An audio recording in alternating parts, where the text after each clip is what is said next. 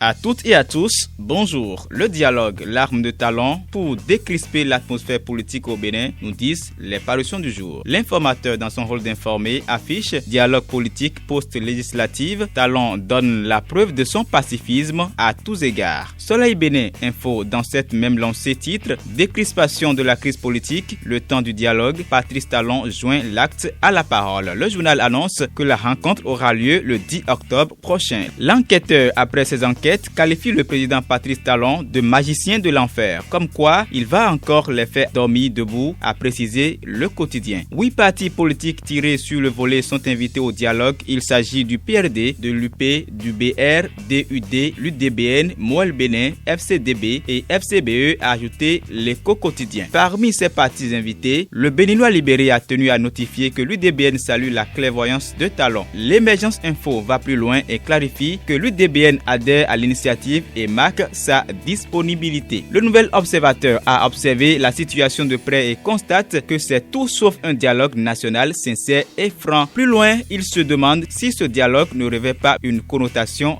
d'exclusion. L'autre information qui préoccupe les publications du jour est la suspension des enseignants boycotteurs. Le Télégramme s'est employé à publier la liste complète des 257 instituteurs suspendus pour avoir boycotté l'évaluation diagnostique. Les instituteurs ne sont pas les seuls emportés par ce vent de suspension. Le Matinal a jeté les projecteurs sur 246 enseignants du secondaire suspendus. Les boycotteurs en ont eu pour leur compte, dira l'informateur. Le Social est également dans le viseur des publications du jour. Le Potentiel a fait la lumière sur une grande action du gouvernement. Projet de construction de 20 000 logements sociaux à Wedo. Le gouvernement reçoit 10 milliards de la Banque Ouest africaine et de développement. Bientôt des toits décents pour chaque Béninois. Conscient de l'électrification de ces logements, le gouvernement a sollicité l'appui de la Banque africaine de développement. À en croire l'opinion aujourd'hui, les efforts ont abouti et la BAD permet au gouvernement béninois d'électrifier 48 000 ménages dans 309 localités. Le journal ajoute que le raccordement passe de 90 000 à 25 000 francs CFA. Ces actions du régime Talon ne font toujours pas bon écho chez tous les politiques béninois. Le Nouvel Observateur a rapporté les propos du président du parti Restaurer l'Espoir, Candide Azanaï, sur la gestion sous la rupture. Au lieu de faire l'anti-Yahi, Talon fait du méga-Yahi, a laissé entendre l'homme politique